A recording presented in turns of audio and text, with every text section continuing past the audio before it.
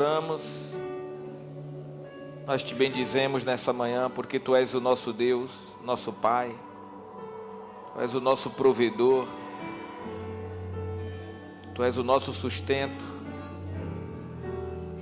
Tu és a nossa esperança, a nossa paz, Tu és o nosso bem maior, tudo que temos. Para onde iremos nós, se só Tu tens palavras de vida? E nós oramos nessa manhã: venha o Teu reino, seja feita a Tua vontade. Venha o Teu reino sobre nossas vidas, venha o Teu reino sobre a nossa família, venha o Teu reino sobre este bairro,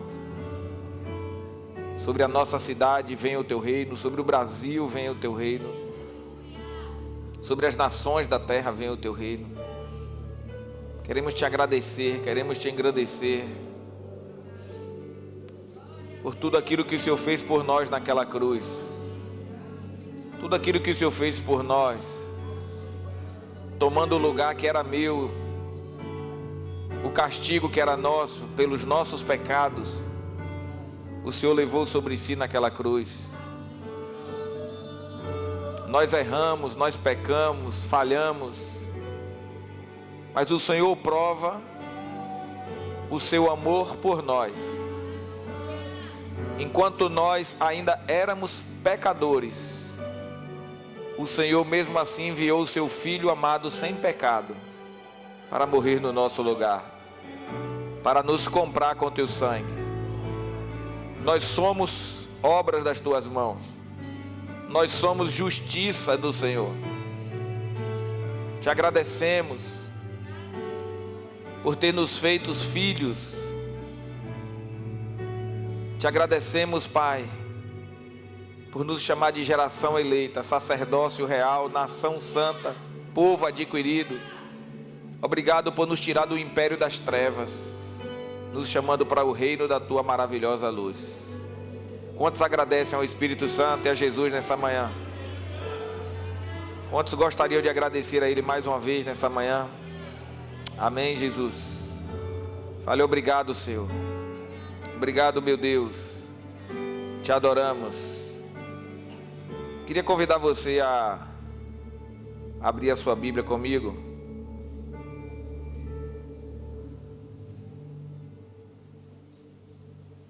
Em Hebreus, capítulo de número 12. Não sei se o pessoal do louvor consegue ficar aqui por perto, aqui, John, porque a gente vai fazer com a reflexão. Daqui a pouco a gente volta com o louvor para a gente entrar na ceia. Dani pode ficar por aí, já aproveita que ele está sentado. Hebreus capítulo 12, no verso de número 1. Quem encontrou, diga amém. Em primeiro lugar, se a gente começar a ler, bom dia. Só um que respondeu ali meio, bom dia. A paz do Senhor Jesus. Vocês estão bem? Hebreus capítulo 12. Eu quero ler com vocês só o versículo 1, na Nova Versão Internacional. Portanto, fale comigo assim, portanto. E sabia quando você está lendo a Bíblia, uma palavra muda todo o sentido, uma palavra só muda tudo? Na verdade, não uma palavra. Na verdade, a gente começa esse versículo, fala portanto, depois tem uma vírgula. Uma vírgula muda tudo. Uma vírgula no texto muda tudo. E o texto começa assim, portanto, fala comigo assim, portanto, também nós, uma vez que estamos rodeados por tão grande nuvem de testemunhas, livremo-nos de tudo o que nos atrapalha e do pecado que nos envolve e corramos com perseverança a corrida que nos é proposta. Quem pode dizer amém? Pergunta a pessoa do seu lado assim, se ela está disposta a correr a corrida. Está disposta a se inscrever na maratona. Está chegando a virada do ano. Tem a maratona lá de São Silvestre, em São Paulo, mas não é dessa que eu estou falando. Estou falando da corrida da fé. A corrida da vida. A corrida que Deus tem preparado para nós. Amém? Antes de você sentar, eu queria fazer algo que o Senhor colocou em meu coração essa manhã com vocês. Quem trouxe a sua Bíblia aí? Levanta ela para mim ver. Quem trouxe a Bíblia na mão? Glória a Deus. Estou feliz de ver muitas Bíblias aqui. Tem crente aí, irmão? Tá cheio de crente aí, a moda antiga aí. Glória a Deus. Na Bíblia do papel. Eu queria que nós fizéssemos uma oração antes de iniciar a ministração da palavra, e depois nós vamos para a ceia, e um ato profético em relação à Bíblia. Porque eu, como pastor da igreja, estou aqui na direção do Espírito Santo para falar para vocês de que estão vindo dias pela frente que não são dias fáceis para a igreja do Senhor no planeta Terra. Quero que vocês saibam que cada dia, a Bíblia fala, está chegando próximo à volta de Jesus, mas a questão é que o ser humano, ele tem algo na mente dele. Você já vai sentar, segura um pouquinho que eu vou liberar você para sentar, mas por enquanto eu vou precisar de você em pé. O ser humano, ele tem algo na mente dele muito forte, que Deus criou assim, chamado psicoadaptação. O ser humano tem a tendência a se acostumar muito rápido com situações. Às vezes, quando a gente vai fazer alguma ação de evangelismo e você vai no lixão, pessoas que moram no lixão, que vivem uma vida muito ruim. Você vai, eu nunca fui, mas eu tive já experiência de pessoas conversando com quem já foi. Já tive em outros lugares parecido com isso, como eu falei para vocês, em presídios, e ver o cheiro horrível que tem naqueles presídios, lugares em condições sub-humanas. Um lixão, tem muitas pessoas que vivem no lixão, famílias que vivem, moram lá no lixo da cidade, sobrevivendo dos restos da cidade. E eu tive amigos que fizeram evangelismos lá, que quando voltaram para casa, passaram semanas para perder aquele cheiro horrível que estava na mente deles, e parece que ficava na roupa, você toma banho e não sai. Um negócio que é muito forte. Só que para aquelas pessoas que moram lá, você pergunta para eles sobre o cheiro, eles vão falar assim, que cheiro? Eles não sentem mais aquele cheiro ruim. Eles já se acostumaram, o olfato deles se adaptou. É chamado adaptação. Por isso que você vai para um esquimó, ele acostumou a viver em baixas temperaturas lá no Polo Norte ou no Polo Sul, ele acostumou. Então o ser humano se acostuma rápido com as coisas. Então o crente, o descrente não crê na Bíblia. O crente crê, mas de tanto ele ouvir falar que está perto a volta de Jesus. Tem crente que fala, está perto, beleza. Mas já se acostumou com esse negócio de que está breve a volta de Jesus, e aí, tanto faz como tanto fez. Mas não é isso que eu estou falando nessa manhã. De que a gente vai estar psicoadaptado à ideia de que Jesus está voltando em breve. Mas que nós estejamos atentos como igreja de que Jesus está voltando e nós precisamos estar preparados para a volta de Jesus. E nós precisamos colocar a mão no arado sem olhar para trás, fazer um bom uso do tempo que Deus nos deu, remindo o tempo, como Paulo fala, porque os dias são maus, e você tem uma missão de correr uma carreira que está proposta para você. E nessa carreira a Bíblia fala que Jesus está voltando em breve, trazendo com ele a recompensa para todos aqueles que foram fiéis. E aqui eu quero perguntar, onde é que estão os crentes que vão ser fiéis à proposta de Jesus? Quem quer ser fiel à proposta de Jesus, diga amém. Então por isso eu quero que você, segurando a sua Bíblia na sua mão, primeiro, eu quero falar hoje sobre remover, algo breve antes da gente ceiar, eu quero falar sobre remover distrações. Remover distrações. Porque a estratégia do inimigo é, eu sei que eu não posso derrubar ele. A estratégia do inimigo é, eu sei que eu não posso tocar na vida dele ou na vida dela sem a permissão, a autorização do pai deles. Ele fica rugindo como leão, buscando a quem possa tragar a distância. Ele fica de cá tentando, mas ele não tem espaço. Porque o crente é lavado e remido pelo sangue do Senhor. Existe uma marca do selo da promessa e o Espírito Santo que está em você. Eu acho que era uma boa hora para toda a igreja dizer glória a Deus e aleluia. E dizer amém e obrigado, Jesus. Fala comigo assim: o Espírito Santo habita em mim. E Jesus diz na sua palavra: aquele que está comigo, aquele que é meu, maligno não lhe toca. Mas ele fica de cá pensando assim: poxa, eu não posso chegar no cara. Eu não posso chegar ali em Samuel, ou na família de Samuel, ou em pastor Anderson, Érica, seus filhos, pastor Davi, quem quer que seja. Eu não posso chegar nele, etc. Então, vamos tentar jogar aqui umas cascas de banana, umas distrações, para ver se essa pessoa ou cai ou desiste dessa ideia. Afinal de contas, nessas reuniões que acontecem, que eu acredito que seja assim, não sei se é, aqui eu estou pensando, essas reuniões que acontecem lá no inferno, os demônios se juntam e falam: rapaz, estamos tomando prejuízo. Estamos tomando prejuízo com aquele cara, depois daquele cara decidiu ler a Bíblia, depois que aquele cara resolveu orar, jejuar, buscar a minha face, resolveu fazer justiça na terra, resolveu se posicionar, resolveu cumprir a carreira que me está proposta. Depois que aquele homem, aquela mulher, aquele jovem decidiu levantar do sofá e cair para dentro e fazer obra de Deus, nós estamos tomando prejuízo. Amém, igreja? Amém. Mas nós vamos continuar dando prejuízo, saqueando o inferno e povoando os céus para a glória de Deus, porque Jesus está voltando e nós somos chamados para glorificar a Ele. Então, removendo as distrações, eu queria que a gente fizesse a primeira oração em ato profético.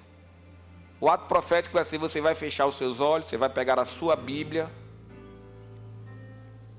e você vai, na hora que eu der um comando, com os seus olhos fechados, você vai agarrar a sua Bíblia, abraçado a ela no seu coração.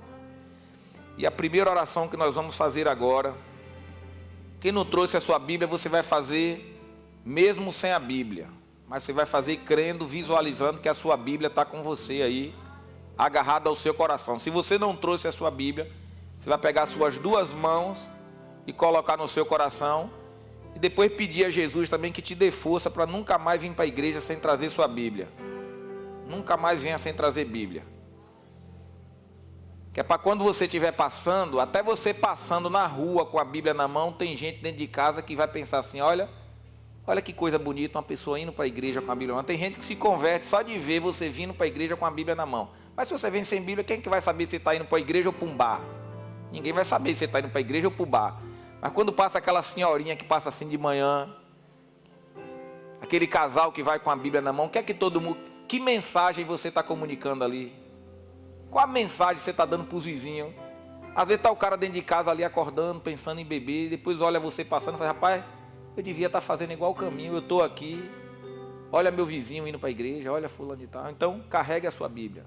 Primeira oração que você vai fazer: põe a sua Bíblia no seu coração, feche seus olhos. Você vai pedir a Deus perdão por toda vez que você permitiu coisas distrair você para você não ler a Bíblia. Essa é a primeira oração. Faça a sua oração aí. Feche seus olhos, põe a sua mão no seu coração, aperte a sua Bíblia contra o peito. Pergunte ao Espírito Santo se alguma coisa está distraindo você. Esse é um momento muito especial, muito profético.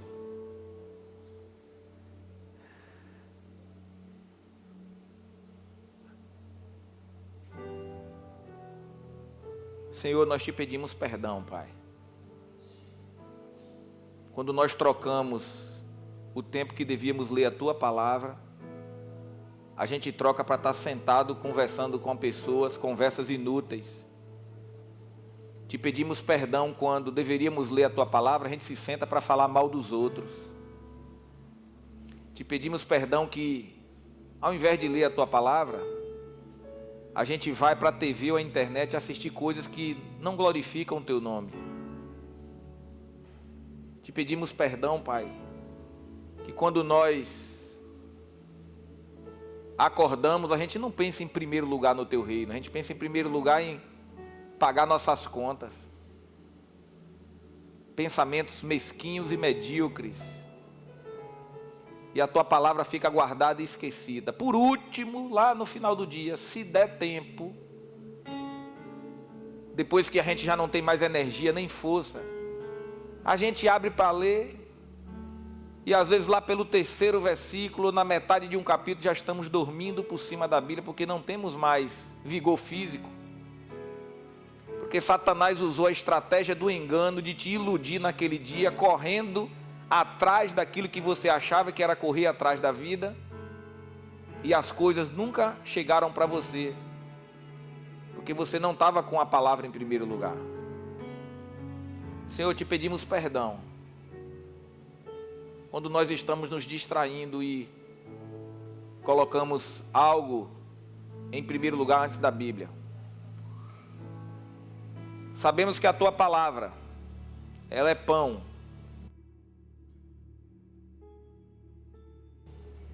A tua palavra, ela é o pão vivo que desceu dos céus e nos alimenta. Que antes de entrar o café, o cuscuz, o alimento físico, que entre o alimento espiritual, nós possamos ter uma aliança com o Senhor. Alimenta-nos com a tua palavra. Dá estratégia ao teu povo.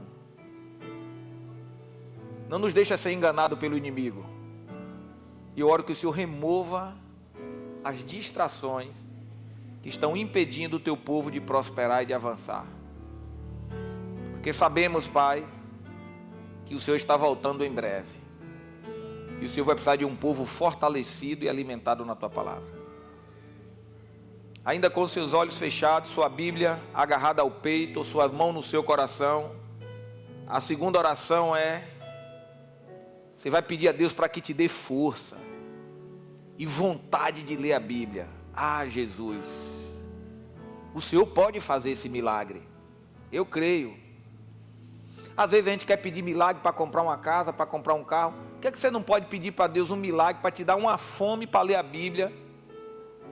Você vai ver um prato de feijão, de arroz, ou uma feijoada, um churrasco, mas nada vai te interessar quanto igual a Bíblia vai te interessar. Peça a Deus para te dar uma fome pela Bíblia, pela palavra dele. Fome do verdadeiro pão. Não aquele pão que 8 horas da manhã você come em casa, quando é meio-dia você já está faminto de novo. Mas o pão que Jesus diz, aquele que comer desse pão nunca mais terá fome novamente. Peça a Jesus para te dar essa fome. Peça esse milagre a Ele nessa manhã. Peça para Ele esse milagre nessa manhã.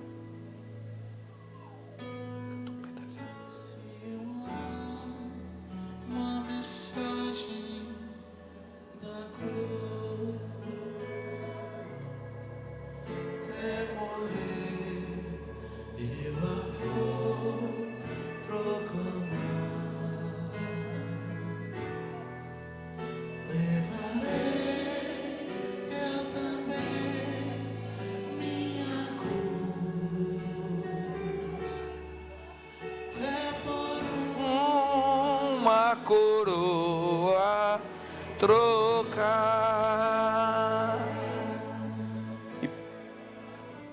E agora, agarrando a Bíblia no seu coração, mais forte que você puder, com seus olhos fechados, vou pedir para você fazer a sua oração particular, individual.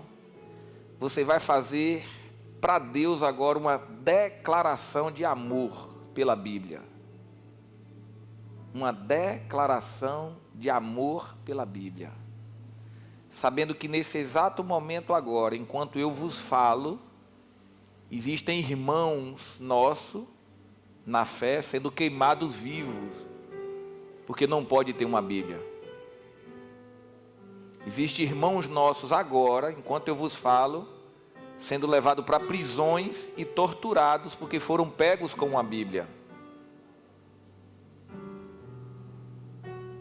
Irmãos que estão agora escondidos em matas, em florestas, em buracos e cavernas, em países como a China, que para o mundo mostram a sua grande prosperidade econômica, a custo do sangue de muitos cristãos que não podem propagar a sua fé publicamente. Existem irmãos agora dentro de buracos e cavernas pedindo a Deus que mande uma Bíblia para ele, porque ele não tem uma Bíblia. Faça uma declaração sua de amor agora pela Bíblia.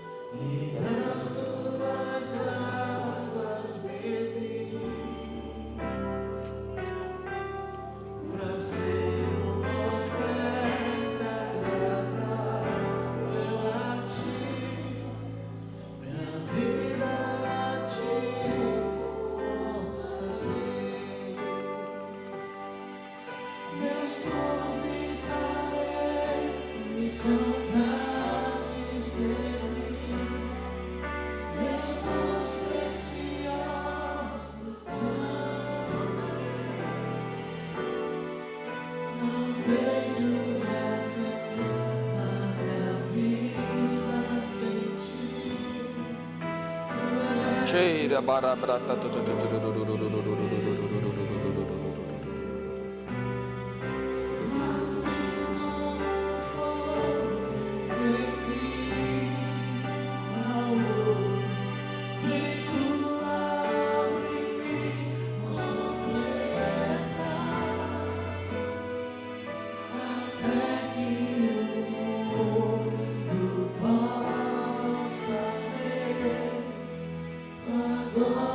Obrigado, Jesus. Obrigado, Deus. Obrigado, Pai. Aleluia. Aleluia. Obrigado, Pai. Obrigado, Pai. Voltando agora para Hebreus 12, versículo 1.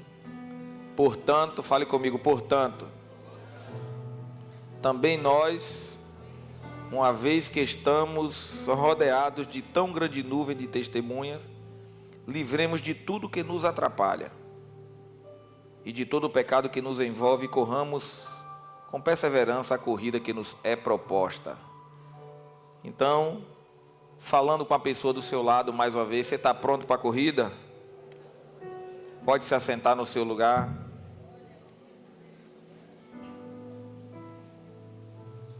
Quando a Bíblia fala que nós estamos cercados de tão grande nuvem de testemunhas, por um tempo eu pensava que estava falando das pessoas que estão nos observando na rua, mas não é disso que o texto está falando. Quando o apóstolo Paulo, supondo que ele foi o escritor, provavelmente, de Hebreus, ele inicia o capítulo 12 dizendo, portanto, ele nos conecta automaticamente ao capítulo 11, o capítulo anterior. O que é o capítulo 11 de Hebreus? É um capítulo na Bíblia chamado de Galeria da Fé. A Galeria da Fé, onde lá está falando sobre Enoque, sobre Abraão, sobre Sansão, sobre homens que viveram nessa terra, homens igual a você, igual a mim, que passaram por provas, por perseguições, mas que venceram as batalhas da vida e os gigantes pela fé. Fala comigo assim, pela fé. Então, o escritor dos Hebreus, ele nos fala dessa galeria da fé, ele nos mostra o exemplo de homens que não desistiram, nos mostra o exemplo de homens e mulheres como Raabe, que acreditaram na palavra e na promessa e não desistiram, e porque nunca desistiram, no final foram vencedores. E eles estão hoje como se fosse em uma galeria, como um testemunho, e quando eles são colocados lá, eles não estão lá como torcedores, como talvez alguns pregadores acham, que essa grande nuvem de testemunhas são Abraão, Paulo, Pedro, que estão lá no céu, torcendo por você, que vai lá meu irmão, não, como se fossem torcedores. Não, essa tão grande nuvem de testemunhas, eles não são torcedores por você. Eles não estão lá torcendo como uma torcida de futebol. Mas eles estão lá, o que o texto quer dizer, eles estão lá como exemplo. Fale comigo, exemplo.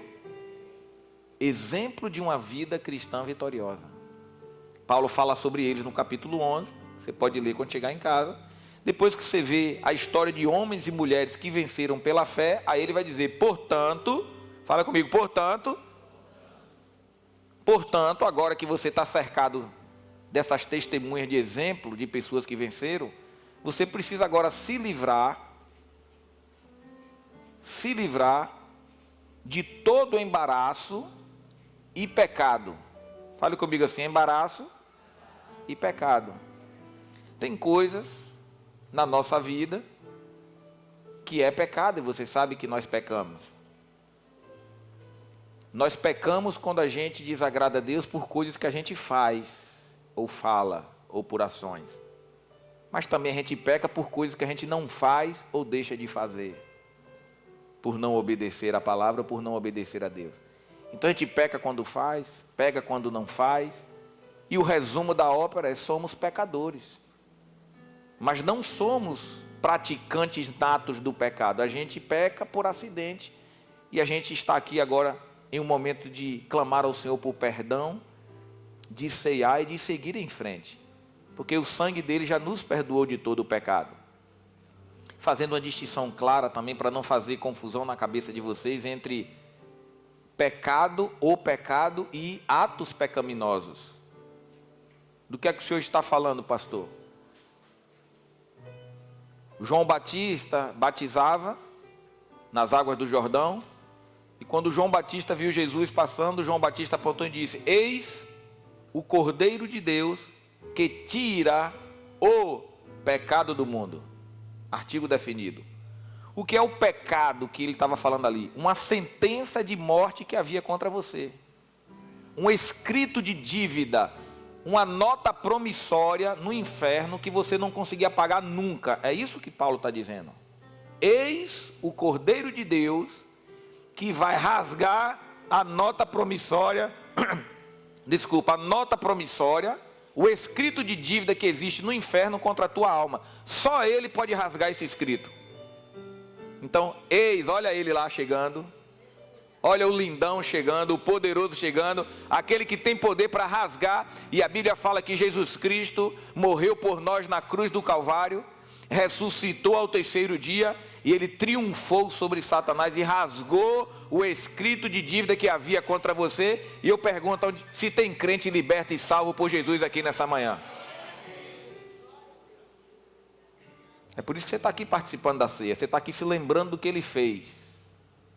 Então o escrito de dívida foi rasgado, o pecado original foi rasgado, então logo você está salvo em Cristo Jesus. Agora tem outras coisinhas chamadas atos pecaminosos. Esse é um processo que vai limpando. Então tem gente que já está salvo em Jesus, mas de vez em quando larga uma mentirinha aqui, de vez em quando passa pelo irmão e cria um ódio no coração com o irmão que está na igreja. Aí muitas vezes consegue odiar ou ficar com raiva de uma pessoa, um colega de trabalho, uma pessoa que nem cristã é, consegue gerar contenda, confusão. Isso tudo são atos pecaminosos. Jesus, pela graça, te salvou, arrancou o escrito de dívida. Se você morrer, você vai para o céu. Mas ainda tem uns atos pecaminosos que vão sendo limpos. Quem aí quer ser limpo pelo Espírito Santo e pela palavra de Deus? Quem precisa de Jesus na sua vida? Atos pecaminosos. Vai limpando. E você é como aquele copo com água que você pode chegar em casa e fazer o teste. Pega um copo com água cristalina, enche de terra e barro, vai ficar aquela água barrenta, lamenta. Você liga a torneira da pia, vai cair na água da embasa limpinha, você pega o copo de água com barro preto e bota debaixo e deixa a água limpa da torneira cair dentro do copo. Ela vai caindo, caindo, caindo e vai expulsando aquela água preta, ela vai saindo aos poucos, vai saindo, saindo, saindo, saindo, saindo. Lá para as tantas que você vê, a água preta já foi embora e a água do copo está toda limpa. Porque Jesus, quando acha você, achou você preto e lameado pelo pecado dessa vida, mas se você se submeter à igreja, à palavra de Deus, à leitura da Bíblia, ao Espírito Santo, o Espírito Santo vai te lavando, te lavando, te lavando, te lavando, te limpando, te tirando, vai tirando atos pecaminosos, vai tirando a mentira, vai tirando a vaidade, vai tirando o orgulho, vai tirando a falta de perdão, vai tirando a vaidade, vai tirando o egoísmo, vai tirando a ganância, vai tirando tudo que é coisa ruim e você se torna cada dia mais parecido com Jesus. Por isso a gente deve seguir firme na paixão pela Bíblia. E a gente deve ter um cuidado, porque essa é um alerta que está na Bíblia. E qual alerta que está na Bíblia? Em Apocalipse, capítulo 3, versículo 11. Cuidado para que ninguém tome a tua coroa. Cuide para que ninguém roube a tua salvação. Irmãos, eu falo isso para vocês porque eu fiz esse ato profético com você lendo a Bíblia e se tornando um apaixonado pela Bíblia. Porque é possível que venha dias pela frente que a gente não sabe, que não seja mais permitido você vir aqui para a igreja. Possa ser que venha dias que seja criminalizado ler a Bíblia, ou ser achado com a Bíblia. E de você ser impedido de muitas coisas e começar a ser perseguido. Ah, pastor, como é que vão conseguir me achar? Muito fácil, pelo seu celular. Todo mundo aí em algum lugar tem dados, sabe que você é crente, o que é que você acessa, o que é que você vê no teu celular. Está tudo registrado em algum lugar. Os céus têm a grande nuvem de testemunha, mas o inferno também tem as testemunhas dele. Espiões por tudo que é lugar, para controlar a sua vida. E tem gente que acha que a câmera frontal do celular foi feita para você fazer selfie. A câmera frontal do celular foi feita para espionar você. Ele sabe qual é o assunto que te interessa. Eles percebem pelas emoções da sua face, pela sua expressão facial. E quando os seus olhos brilharam, quando você viram certas imagens na internet que você gostou, pouco tempo eles vão mandar para você de novo propostas naquela direção. Ou tem alguém aqui, ou só acontece comigo, que você está em casa muitas vezes conversando com alguém aqui na sala, teu celular está ouvindo a conversa, você falou que queria comprar um sofá novo, quando você vai abrir o celular está lá a propaganda da loja que vende sofá. Já aconteceu com você? Se aconteceu aqui, levanta a mão que eu quero ver se já aconteceu contigo.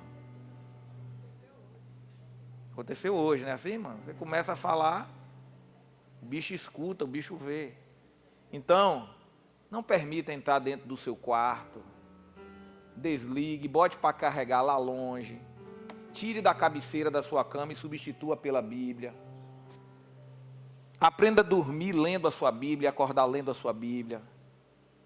Aprenda a ser um cristão inteligente para não ser enganado pelo diabo. Porque Apocalipse 3:11 fala, cuidado para que ninguém roube a tua coroa.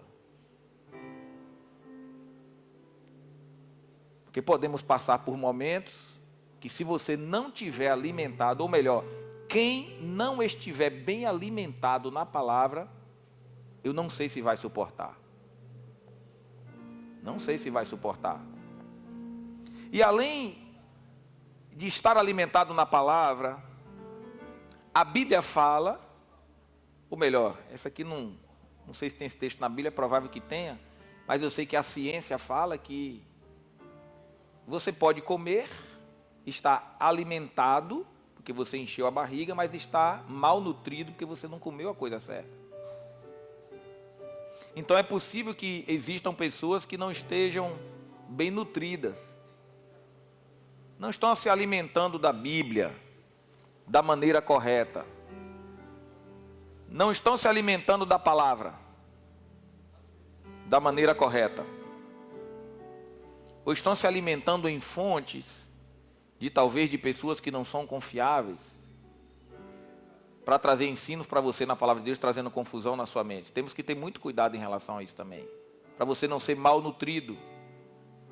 Temos que ter muito cuidado para saber se não existe veneno na panela, veneno na comida, veneno no alimento. Você tem que ter cuidado.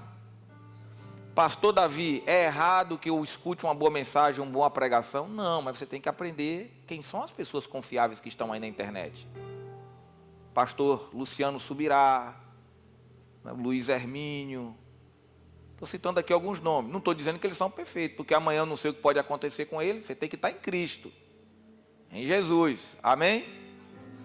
Não pode colocar sua confiança em ninguém, nem em Gera Vida, nem pastor Davi, nem pregador nenhum da internet.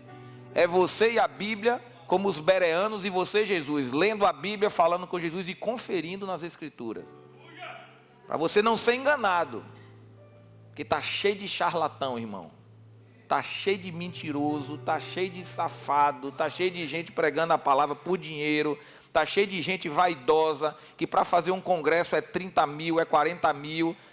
Está cheio de pessoa que para pregar, a gente convida, a gente às vezes ainda comete o erro de chamar um negócio desse. Ainda tem coragem de ligar para um pastor e dizer que quer adiantado. Está cheio. E sabe quem é os que estão andando na Bíblia? São poucos que estão andando na Bíblia. São poucos que estão andando nas Escrituras. Estou fora. Estou fora dessa vaidade gospel e do mercado gospel que está aí. Ou o meu Deus me sustenta, ou eu não preciso de sustento de ninguém.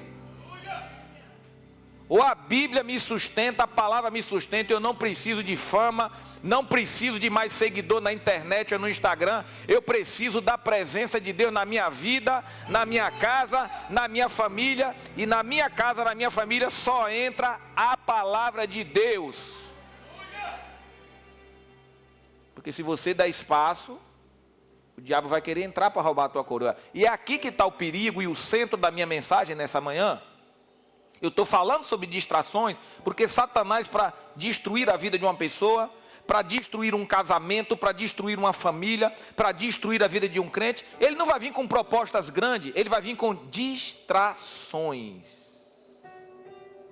Ele sabe que ele não pode pegar você de vez, e ele não tem pressa.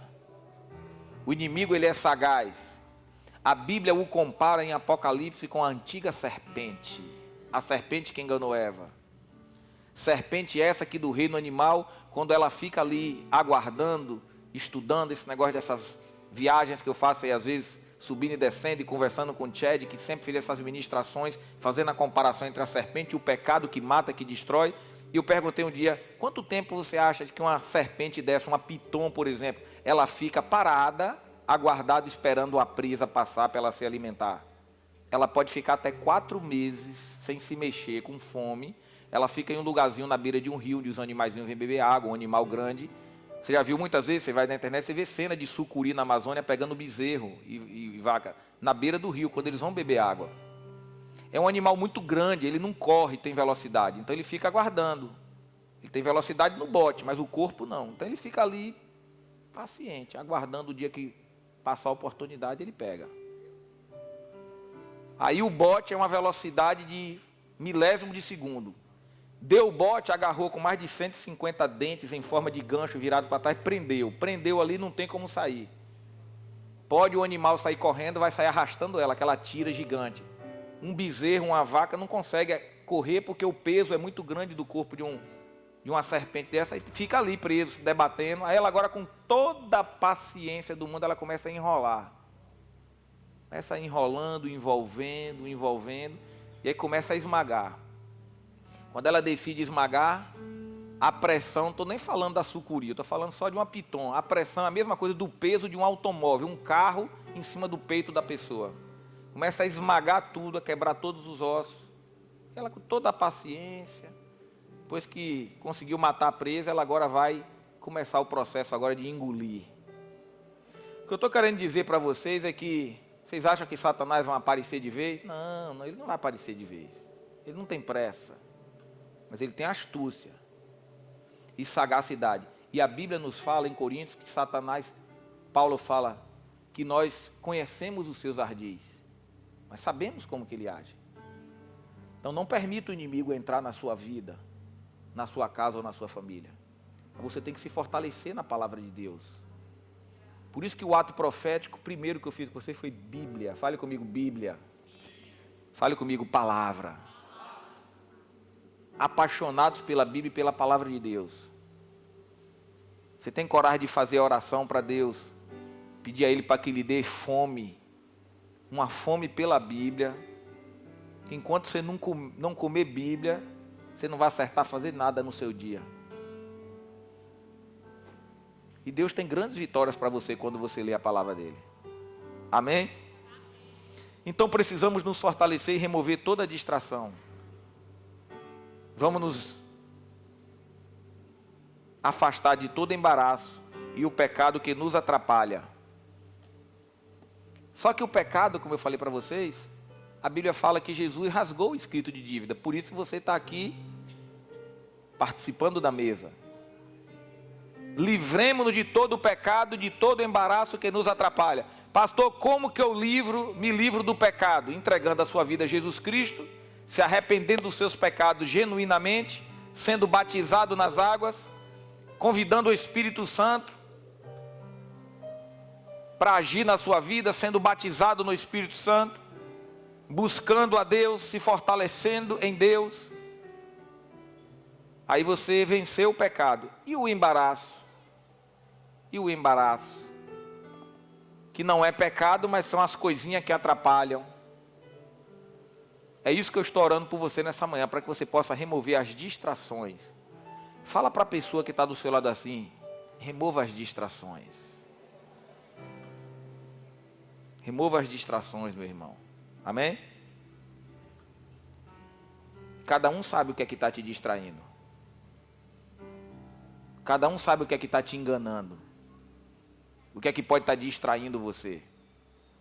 O que é que está levando você para longe de Deus. E a gente precisa de fazer escolhas. Escolhas firmes na vida e escolhas certas. A vida é feita de escolhas. Em média, um ser humano toma 300 decisões por dia.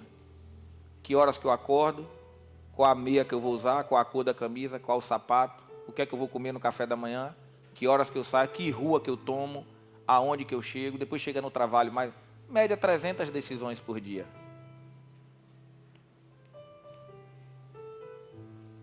E algumas decisões e escolhas que a gente toma, não tem como voltar atrás. Outras você até consegue. Tomou a decisão de comprar uma camisa azul, chegou em casa, não gostou, quer trocar por uma amarela. Você volta lá e troca. Mas tem outras que não dá mais para trocar. Gente que toma a decisão de casar, toma a decisão de começar a sair com fulano de tal.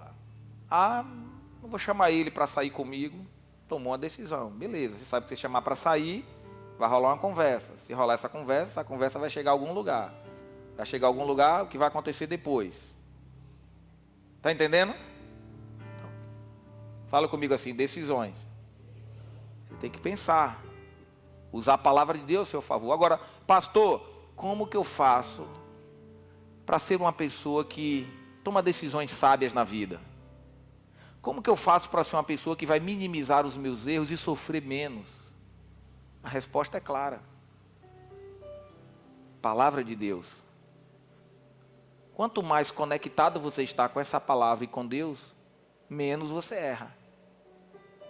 E mais decisões acertadas você toma de acordo com a vontade de Deus para a sua vida. Amém, igreja? Fala comigo assim, eu só tenho a ganhar quando eu leio a Bíblia. Tem um versículo em Provérbios que diz assim, se tu fores sábio, você vai ser sábio. Quem vai colher as recompensas dessa sabedoria que você tem? Você mesmo. E se tu for tolo, quem é que vai se lascar? Tu mesmo se lasca com as tuas tolices. Problema teu. Agora, se eu for sábio, se eu amo a Jesus, eu amo a Bíblia, eu falo, Deus me ajuda. Jesus não deixa eu errar. Estava conversando com o Lúdia essa semana. Essa semana não, ontem de noite. Surgiu um assunto, a gente entrou nesse negócio de decisão, não sei como foi que começou o assunto. Eu falei, Lúdia, a questão é que comigo, amiga, eu me pelava de, não é medo, mas era temor na hora de casar. Então eu, como solteiro, eu não ficava por aí com minhas emoções, flertando, de brincadeira. Quando eu olhava para uma garota, eu falava, eu falava isso aqui que eu estou falando para você. Eu falei, eu vou chamar essa garota para sair comigo? Ah, Davi, fulana de tal, tá. Eu pensava tudo. Beleza, se eu sair, eu vou tomar um suquinho de laranja, vou comer um pastel, vai rolar um papo. Se rolar um papo, isso pode ir para algum lugar. Eu estou disponível. Então, eu orava antes, eu perguntava a Deus. E sabe o que é que eu orava, gente? A Bíblia. Sabe o que é que eu falava? Deus, a tua palavra me diz que o coração do homem é enganoso. Não deixa eu entrar em barca furada. Ô Senhor, me ajuda. Então, quero dizer para vocês, irmão. Saiba de uma coisa com verdade que eu falo para vocês. Quando vocês verem hoje um pastor bem casado, um pastor feliz, uma mulher linda, maravilhosa, uma família feliz, abençoada, que passa dificuldades ou lutas, sim, porque essa é a vida do cristão, a gente tem que passar para ser fortalecido, mas eu quero dizer que eu sou o cara mais feliz e abençoado da terra, porque eu ouvi aquele livro ali, porque eu segui aquele livro ali. A gente tem que falar um pouco sobre isso, e Deus está me levando hoje para falar coisa que eu nem planejei falar para vocês. Porque a igreja precisa crescer e amadurecer, porque não dá mais para a gente ter igreja de pessoas que frequentam a igreja há 5 anos, há 10 anos, há 20 anos, mas não mudam de vida. Não mostram sinais de que estão mudando. Pessoas que não mostram que estão se arrependendo e melhorando para Deus. É 20 anos no mesmo lugar, atolado igual a roda dos carros de Faraó no meio do Mar Vermelho, atola que não avança. Fala misericórdia. Não avança por quê? Não é primeiro lugar o reino, não é primeiro lugar a Bíblia. Está correndo atrás disso, está correndo atrás daquilo, está preocupado com isso, está preocupado, está ansioso, como que vai comer, como que vai vestir, como é que vai ser no ano que vem, e onde é que é ir, papá? Para tudo. Para tudo, Marta. Para tuas correrias da vida. Tu tá louca, Marta? Uma coisa só importa. Maria escolheu a melhor parte, Marta, e essa parte não vai ser retirada dela. Maria escolheu ficar aos pés de Jesus. E todas as demais coisas, fala comigo, todas serão acrescentadas. Aí crente que não avança, crente que fica fazendo oração de Balaão. Quem sabe aqui como é a oração de Balaão? Posso ensinar para vocês a oração de Balaão? Tem crente que faz a oração de Balaão. Sabe como é a oração de Balaão? Tem uma promessa de Deus na Bíblia. Deus não volta atrás na sua palavra. Amém? Deus não é homem para que minta, nem filho do homem para que se arrependa. A palavra de Deus não muda. Deus não muda. E está na palavra de Deus que aquilo que é filho de Deus, os filhos de Deus, a sua casa e a sua família, quem está em aliança com Jesus, não pode, não tem como ser amaldiçoado. Não tem como maldição ou praga chegar na casa de um filho de Deus. Não tem como a maldição chegar na vida de quem já foi lavado e remido no sangue do Cordeiro. Isso é uma promessa, isso é palavra de Deus, não tem como. Balaão, como profeta, sabia disso. Aí vem um rei com dinheiro, grana, muita grana, com propostas, e o rei fala: rapaz, está chegando um povo aqui, que eu estou sabendo que saiu lá do Egito, e mar se abriu. Esse povo, por onde passa, Deus é com eles, está ganhando as guerras, tudo, está expulsando, e vai chegar logo aqui no meu país. Então, Balaão, já que tu é profeta, eu vim aqui trazer uma proposta, eu vou botar, só para começar de entrada, 50% adiantado, 50% depois do trabalho feito. Eu vou depositar aqui 5 milhões de dólares na tua conta, para tu amaldiçoar esse povo. Balaão não estava com o coração conectado, pensou na proposta. Pô, 5 milhões de dólares. O dólar hoje está a 5,30, praticamente quase 26 milhões de reais. Rapaz, é de se pensar. Mas ele sabia que ele não podia, porque a palavra de Deus diz que o povo de Deus não pode ser amaldiçoado. Aí Balaão faz aquela oração de Balaão que muito crente faz. É crente querendo perguntar para Deus e pedir para Deus aquilo que Deus já está falando na Bíblia que ele não faz, que ele não quer, que ele não gosta. É crente que ainda para perder tempo, para dobrar o joelho, para poder pedir. Ou você acha que é alguma novidade que tem crente? Eu já vi crente fazendo simpatia para carro de outro irmão virar, para carro de irmão bater, para poder... Cada oração dos infernos, meu irmão, que é feitiçaria. Falta de querendo pedir para Deus o que Deus não autoriza na sua palavra. Crente pedindo para Deus: ó Deus, abençoa a aliança que eu quero fazer com o ímpio. Abençoa, Deus, o casamento que eu quero fazer com o ímpio, Pai. Abençoa. Que comunhão a Bíblia fala tem entre a luz e as trevas. Como esse negócio vai dar certo? Está escrito na Bíblia a receita do sucesso e também a receita do fracasso. Mas Balaão, por teimosia, ainda foi perguntar a Deus. Então, quando Deus vê a pessoa insistindo nesse caminho, Deus fala: então vá e se lasque sozinho. Balaão perguntou, insistiu, Deus falou: tá bom, você quer ir? Vá. Pronto, foi. Fez o trabalho dele, pronto. Agora veio o anjo, passou a espada, arrancou a cabeça de Balaão. Pronto, matou, pronto. Você não queria? Morreu. E tem gente que é assim, crente na igreja fazendo oração de Balaão. A irmã: opa, eu posso casar com Juquinha? Aí Jesus fala, não casa porque é peça ruim, tu tá vendo como é que é gente que não presta, tu tá vendo o testemunho, Deus fala, Deus usa vaso, Deus fala com uma irmãzinha, botou na cabeça dela que ela quer, e quando a irmãzinha bota na cabeça é igual a terrorista, não tem negociação. Ela vai e ora de novo, pai, eu posso casar com Juquinha? Aí Jesus fala, vai filha, casa e se lasca logo sozinha, se arrebenta, tu não quer casar, vai lá. Aí casa, vai, se arrebenta todo, se acaba, pela misericórdia. Vamos ver se depois se arrepende e volta toda estraçalhada, se volta para recompor na igreja para ver se salva pelo menos a alma. Mas tem uns que não conseguem nem mais voltar. Porque vai casar com os cabas que é peça ruim. É peça ruim. Não vai orar, não vai ver os testemunhos, não vai ver os sinais. Fala algo assim comigo que é maravilhoso. Fala assim, ó, siga os sinais. Fala para a pessoa do teu lado assim, olhando para ela, fala assim, ó, siga os sinais. É tão fácil, gente, quando a gente segue os sinais. A placa está escrita na esquina, pare. Fale comigo, pare. Você vai passar direto. Aqui no Brasil pode passar, nos Estados Unidos não. Em janeiro eu estava lá, fui passar direto. Só que não foi muito passar direto. Eu sei que nos Estados Unidos, stop, tem que parar o carro. Eles mandam você, tem que parar, a roda do carro tem que parar de girar para depois você sair.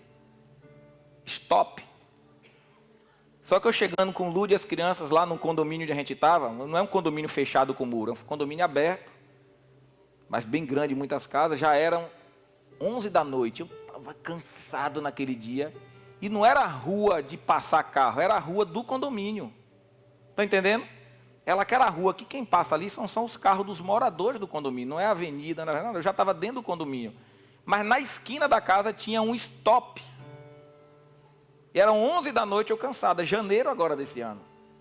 E aí eu diminuí, mas não passei. Gente, passei. Eu só diminuí, mas eu pensei, pô, já está chegando em casa mesmo, não tem perigo. Estou dentro do condomínio. Eu diminuí. 2 segundos depois já estava aparecendo um carnaval no fundo do carro, aquelas luzes vermelha e azul, piscando. Eu falei, a polícia viu. E lá é assim, irmão. Eles aparecem na hora que você menos espera. Lá, o negócio funciona. Eu encostei, parei o carro. O policial veio, como que eles tratam, muito educado. E perguntou, tudo bem, senhor? Tudo bem. Habilitação. Habilitação. O senhor sabe que o senhor não fez o stop, não sabe? Eu falei, eu sei. E ele, muito educado, ele falou, você sabe que você diminuiu, mas não parou. Eu falei, realmente, eu diminuí, mas não parei. Falou, tudo bem, como é a primeira vez, eu vou te dar só uma advertência, eu não vou te dar uma multa. Aí ele pega, sai com uma habilitação, vai lá dentro do carro dele, que já tem um computador gigante, ele vai, cadastra tudo lá, joga o meu nome no sistema do governo e sai uma advertência. Ele imprime, chegou, muito boa noite, senhor, pode seguir seu caminho. Não tomei a multa, mas tomei uma advertência. Se daqui uma semana, 30 dias, eu sou pego de novo, ou já em outro lugar, eu vou e passo, o policial para de novo, o cara, habilitação, por favor. Aí ele vai lá no carro dele, checa, quando olha, ó, tem 15 dias que você tomou uma, agora eu já não vou poder mais te dar mais advertência, agora aqui é multa. E a multa, lá, não é nem um problema muito da multa, porque como a economia talvez é forte, talvez $100, mas o problema é que você tem que ir na corte, diante do juiz, conversar lá e se explicar.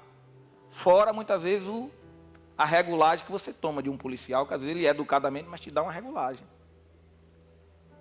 Então, irmãos, quando a gente obedece às leis, fica melhor e mais fácil. Existe algo chamado as leis de Deus. A palavra de Deus. Mas tem gente que segue na vida avançando o sinal vermelho. Tem gente que também desobedece, que Deus dá sinal verde e a pessoa fica atrapalhando o trânsito, atrapalhando quem quer passar, atrapalhando o trânsito que quer andar. Tem gente que fica amuado. E tem gente que só que ignora os sinais. Deus está dando os sinais, Deus está falando que Ele vai voltar, está mandando você acelerar seu pé, está mandando você ser crente de verdade, parar de historinha, de brincar de ser crente. Deus está chamando você para se aproximar dEle, para buscar a face dEle, para ler a Bíblia. E você fica só avançando sem obedecer os sinais. Vão vir as consequências. A multa vai chegar. Talvez na primeira, os céus vai te dar só uma advertência. não faça. Mas na segunda já vem multa.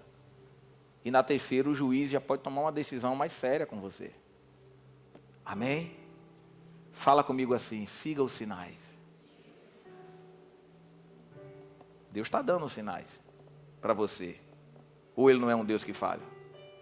E nós temos que ter a habilidade de fazer boas escolhas. Como que eu faço boas escolhas na vida? Tem escolhas que é fácil você tomar, porque caso dê errado, você volta. Mas tem que ter cuidado que algumas não dá para voltar. Não é assim? Quero contar aqui um testemunho rápido de um irmão que passou aqui nessa igreja. Testemunho muito legal esse testemunho dele. Um amigo chamado George, que eu conheci através de Elcinho, que está aqui. George trabalhava, eu nem preciso pedir permissão a ele para contar, porque eu sei que esse testemunho é conhecido, ele não vai ficar chateado por esse testemunho, até porque não tem nada que impeça-me de falar, até porque a gente tem que ter muito cuidado quando a gente fala envolvendo pessoas, mas é algo que glorifica a Deus, então precisa ser contado. Que foi uma decisão importante que ele teve que tomar. Ele sempre trabalhou no banco do Bradesco, né? E aí houve uma promoção, não sei como foi, e a esposa dele foi transferida.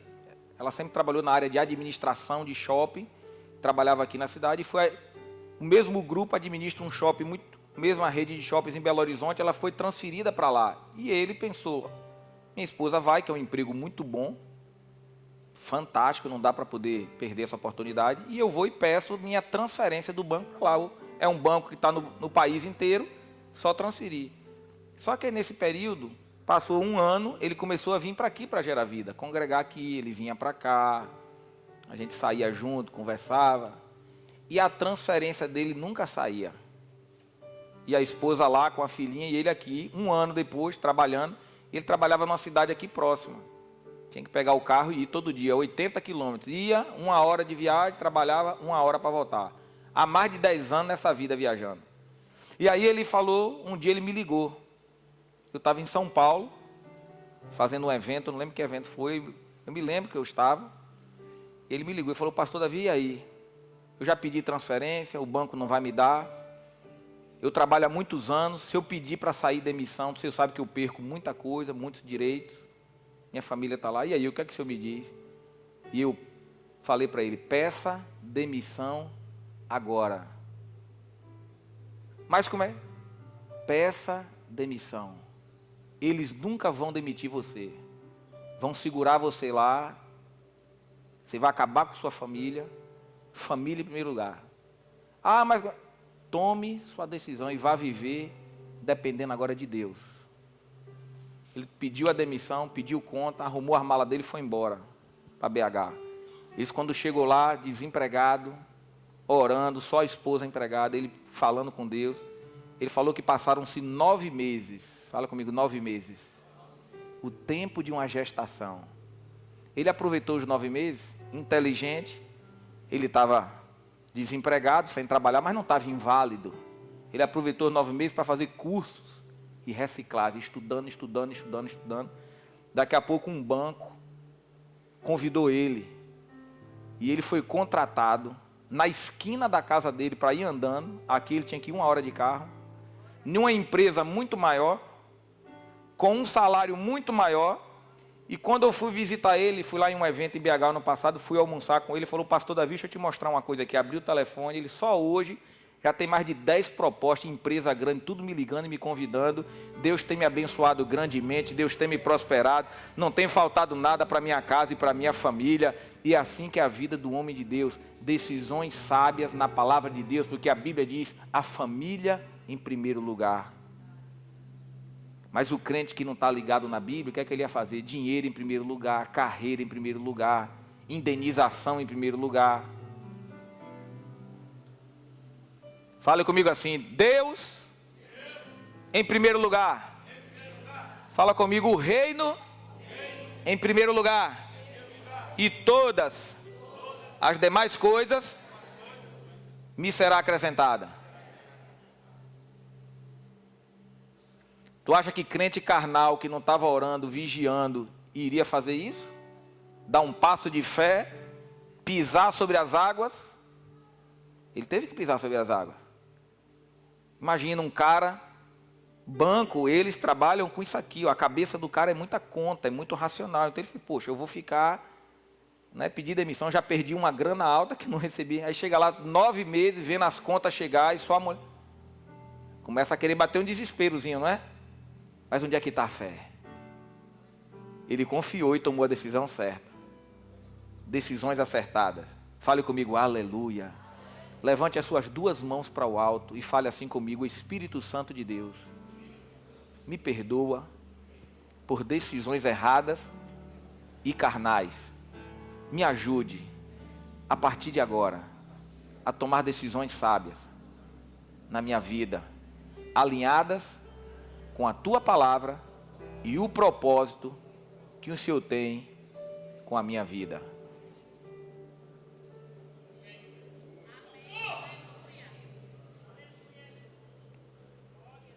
Aleluia.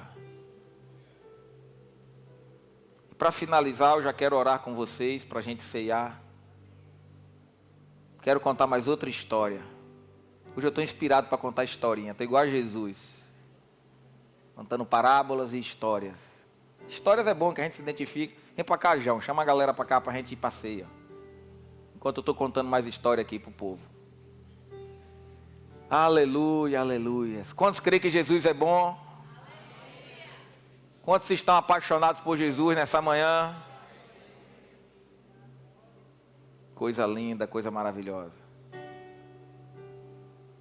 Eu quero falar para vocês, para a gente orar e finalizar, ainda nessa temática de, portanto, já que estamos cercados de tão grande nuvem de testemunhas,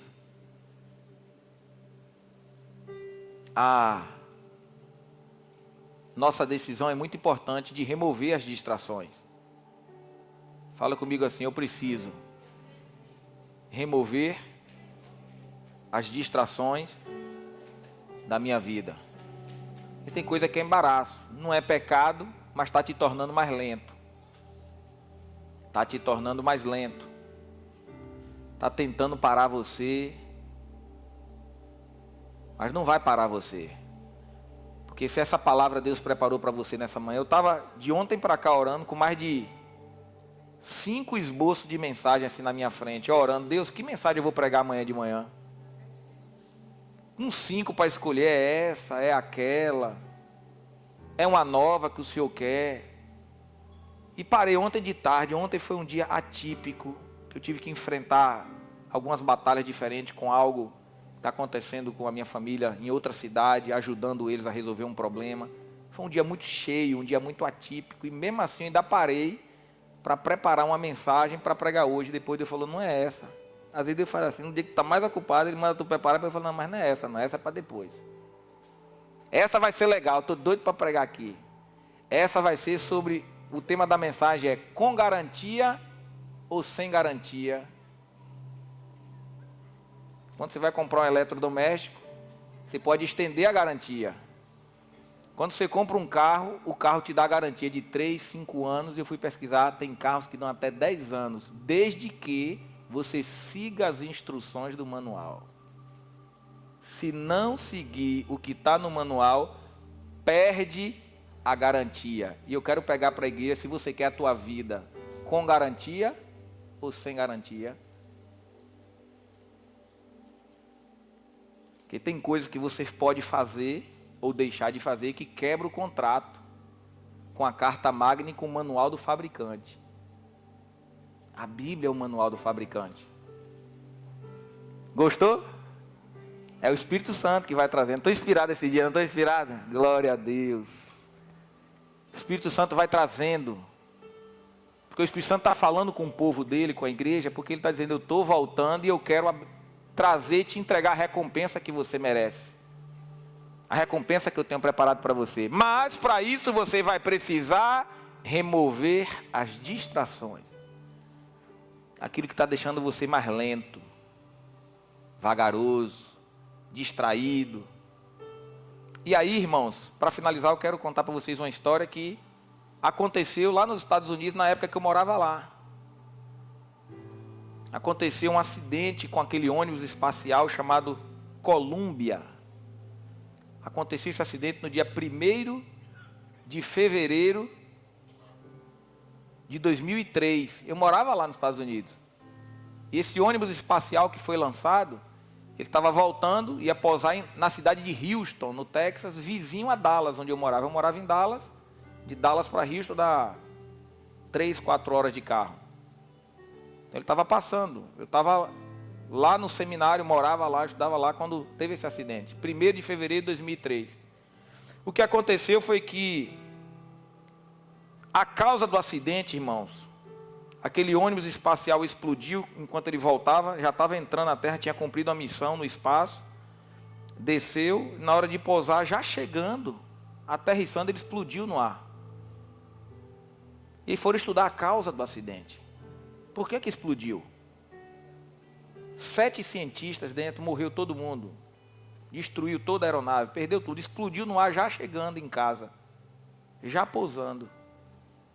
Qual foi a causa do acidente? Fala comigo, distrações. Fala comigo assim, um detalhe causou esse grande acidente e esse grande prejuízo. A causa do acidente foi um dano no escudo térmico da asa esquerda, causado por um pedaço de espuma isolante que se soltou do tanque do combustível durante o lançamento 16 dias antes. Ou seja, quando o ônibus espacial foi lançado, o lançamento para subir, na hora soltou um taquinho de espuma, fala comigo, espuma, que isolava o tanque de combustível, um pedacinho só de espuma, que devia custar $5, R$35, um pedacinho da espuma, soltou e o ele subiu, mas só arrancou o taquinho da espuma da asa esquerda do ônibus espacial Columbia, e ele subiu, chegou lá no espaço, cumpriu a missão dele, com 7 cientistas dentro, 16 dias depois retorna e chegando ele explodiu no ar e se desintegrou, virou pó. Só que esse dano, inicialmente foi considerado pela NASA um dano pequeno. E porque ele era um dano pequeno, ele não foi devidamente investigado pela NASA. E se tornou crítico durante a reentrada da aeronave na Terra, quando ela foi entrando, se tornou crítica, porque quando ela desce a temperatura é muito alta, aquilo começou a gerar uma temperatura grande, e aquilo foi aumentando, aumentando, e gases quentes começaram a entrar na estrutura da asa, e aquilo levou a explodir o tanque do combustível, que destruiu toda a aeronave, e morreram 7 cientistas. O valor em dinheiro da aeronave, 6 bilhões de dólares, custava a aeronave, que hoje 30 bilhões de reais, e tinha o custo da viagem. O custo da viagem na época em torno de 1,5 bilhão de dólares, que é quase 6 bilhões, é só o custo da missão. Então se perdeu em dinheiro 30 bilhões de reais da aeronave, mais 6 bilhões, 30 bilhões, sei lá, bilhões por causa de uma peça, de um pedaço de espuma de $5 que foi considerado um problema que não era importante. Amém? Que o Espírito Santo possa iluminar você nessa manhã, para remover aquilo que você acha que não tem nada a ver. Que o Espírito Santo possa te iluminar para você remover aquilo que é distração na sua vida. Aquilo que não está levando você para perto de Deus, remova. Aquilo que não está servindo para edificar a sua vida, remova. Aquilo que não está servindo para edificar o teu casamento, remova. Aquilo que não está servindo para fazer você se aproximar do propósito que Deus tem com a sua vida, remova. Amizades que não te levam para perto de Deus, remova. O que está impedindo você de ler a Bíblia mais, remova as distrações. Amém? Se coloque de pé e vamos orar. Queria convidar os nossos queridos irmãos para virem para cá com os elementos da ceia. E nós vamos orar. Eu vou orar e depois nós vamos cantar uma canção. Enquanto nós oramos, vamos fazer o seguinte. Vamos fazer mais um ato profético. Quero convidar você a sair do seu lugar e vir aqui à frente no altar, que eu quero orar por aquelas pessoas que ouviram Deus falar ao seu coração grandemente nessa manhã. E você quer pedir para Ele